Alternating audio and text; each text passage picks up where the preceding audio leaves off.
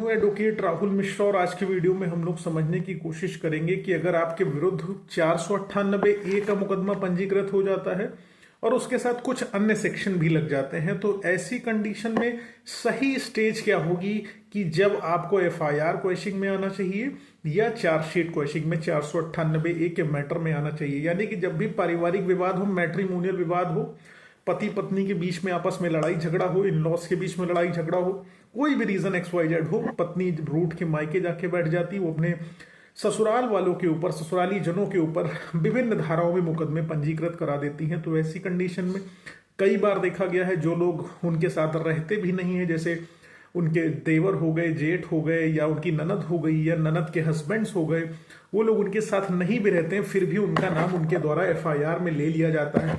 तो ऐसी कंडीशन में आपके ऊपर मुकदमा पंजीकृत हो गया, परिवार के ऊपर मुकदमा पंजीकृत हो गया, तो जाहिर सी बात है हर व्यक्ति का हाथ पैर फूल जाएगा और हर व्यक्ति चाहेगा कि ये मुकदमा जल्दी से जल्दी खत्म हो जाए। लेकिन उसकी सही स्टेज है।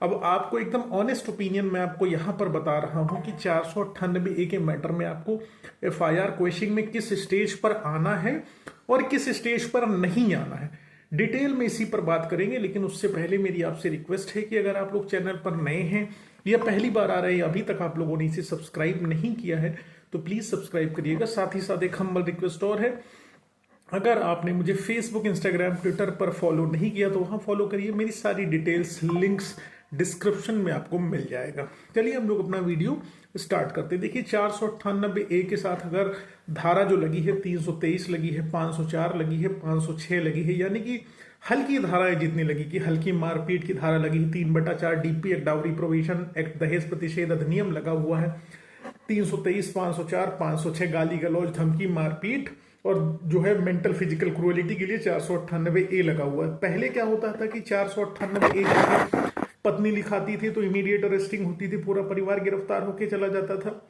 इसको देखा गया कि बहुत ज्यादा इस लॉ का मिसयूज हो रहा है तो इसलिए इमीडिएट अरेस्टिंग पर रोक लगा दी गई कि तुरंत इस मामले में गिरफ्तारी किसी व्यक्ति की नहीं की जाएगी। तो जब गिरफ्तारी किसी व्यक्ति की इस मामले में नहीं की जाएगी तो उस कंडीशन में जो है पुलिस को इन्वेस्टिगेशन करना है और पुलिस इन्वेस्टिगेशन में आपको कोऑपरेट करना है, उस इन्वेस्टिगेशन में सहयोग करना है। अब मैंने देखा कि 498 की एफआईआर होती है तो बहुत सारे लोग, अगर देखिए हस्बैंड का केवल नाम है, उनके माता पिता का नाम है और सिर्फ उनका नाम है, तो ऐसी कंडीशन में आपकी परिस्थिति ये है कि अगर केवल 498, 323, 504, 506, 3/4 DP एक्ट लगा, यानी कि 7 साल से कम की सजा वाला मैटर है, तो आप क्वेश्चन में ना आइए, आप इन्वेस्टिगेशन ज्वाइन करिए। आपको पुलिस गिरफ्तार नहीं करेगी, विवेचने में सहयोग करिए। आपको पुलिस के द्वारा किसी प्रकार से प्रताड़ित, देखो जनरली किया जाता है, प्रताड़ित किया जाता है, तभी आप लोग क्वेश्चन में आते हो। हाई कोर्ट उसमें स्टे करता है कि आपकी जो है गिरफ्तारी नहीं करी जाएगी, ये सब चीजें होती है। लेकिन पुलिस विवेचना के दौरान आपको हैरेस करती है। लेकिन एक सिंपल बात बता रहा हूँ, 498 के साथ अगर ये हल्की धारा वाले सेक्शन लगे हैं जिसमें 7 साल से कम की सजा है तो उस कंडीशन में आपको इमीडिएट बेसिस पर क्वेश्चन में नहीं आना चाहिए, जहां पर केवल आपके माता पिता का नाम है जो उसी मैट्रिमोनियल होम में रह रहे थे जिसमें आपकी पत्नी रह रही थी, आपके भाई बहनों का नाम नहीं है, उन्हीं लोगों का नाम है। तो उस कंडीशन में आपको तुरंत एफआईआर क्वेश्चन में नहीं आना चाहिए, आपको इन्वेस्टिगेशन ज्वाइन करनी चाहिए। इन्वेस्टिगेशन में अपने सारे एविडेंसेस आईओ को देने चाहिए, थ्रू SP रूट कराने चाहिए या थ्रू कोर्ट देने चाहिए। आप अपने सारे एविडेंसेस को जो है आईओ को दीजिए। अब मैं इमीडिएट बेसिस पर 498 के मैटर में क्वेश्चन में आने से इसलिए मना कर रहा हूं, कारण यह है क्योंकि आप हस्बैंड हो, हस्बैंड के ऊपर कोर्ट जबरदस्ती एक मीडिएशन का अमाउंट बांध देती है। पत्नी कितनी कैपेबल है कितनी नहीं वो कोई नहीं देखता। हस्बैंड से कहा जाता है आप 50,000, 60,000, 25,000, 40,000, जितनी जिसकी हैसियत है, जितना हस्बैंड का स्टेटस है उसके हिसाब से एक मीडिएशन का अमाउंट फिक्स कराया जाता है जिसमें से पत्नी को दिया जाता है। वो पैसा पत्नी को दिया जाता है, वही पैसे का इस्तेमाल पत्नी जो है आपके विरुद्ध मुकदमा लड़ने में करती है। तो इसलिए 498 के मैटर में अगर यही स्थिति है कि लेस देन 7 अगर एलिगेशन लगा हुआ है तो आपको इमीडिएट बेसिस पर क्वेश्चन में एफआईआर की नहीं आना है। ठीक है, पहली कंडीशन ये हो गई कि आपके ऊपर 7 साल से कम की सजा के आरोप लगे हुए हैं तो आपको 498 के मैटर में क्वेश्चन में नहीं आना है। लेकिन जहां पर आपके ऊपर 498 ए के साथ आपके ऊपर यानी कि आपके परिवार वालों के ऊपर जहां 7 साल से अधिक की सजा का प्रावधान है वहां पर आना है। और परिवार में ऐसे लोगों का भी नाम डाल दिया है जो वहां रहते नहीं है, कोई पढ़ाई कर रहा है, कोई कहीं और नौकरी कर रहा है, कोई जो है कुछ और कर रहा है, ठीक है। अब कई बार ऐसा देखा गया कि 498 के साथ 354 भी लगाया जाता है, 376 भी लगाया जाता है, 377 भी लगाया जाता था, 313 भी लगाया जाता है। 313 में गिरफ्तारी है, 376 लग गया तो गिरफ्तारी है। अब 376 हस्बैंड के ऊपर तो लगेगा नहीं, देवर के ऊपर, जेठ के ऊपर या ससुर के ऊपर ही लगाया जा सकता है 376 का एलिगेशन।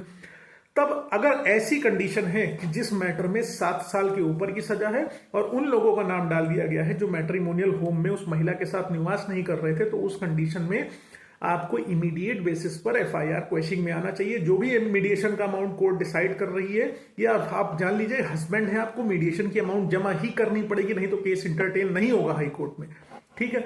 तो अमाउंट जमा करा के एटलीस्ट आप अरेस्टे पा जाएंगे कि मैट्रिमोनियल नेचर का विवाद है, इस मैटर में मीडिएशन की जरूरत है, मीडिएशन के माध्यम से सुलह समझौता की एक प्रक्रिया को अपनाया जा सकता है ताकि चीजें खत्म हो सके, ठीक।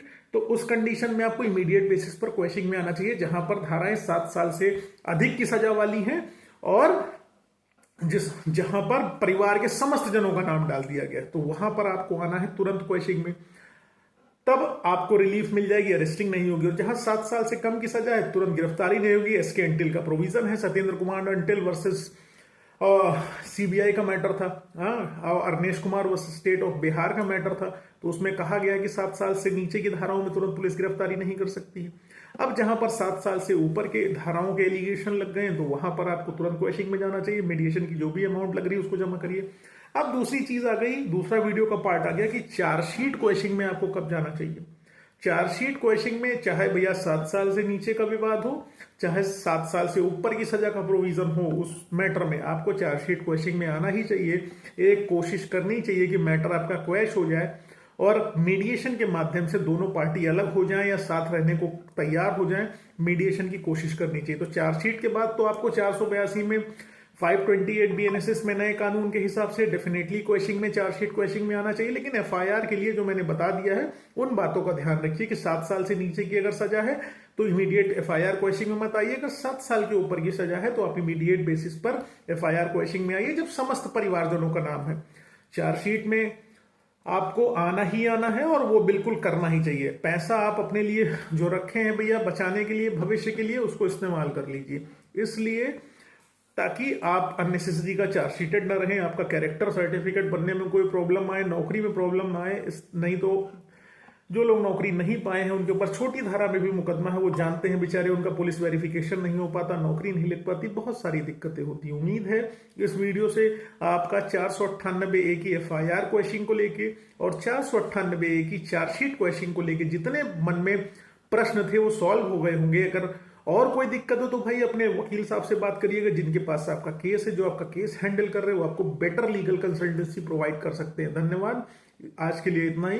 Thank you so much. जय हिंद, जय भारत, भारत माता की जय।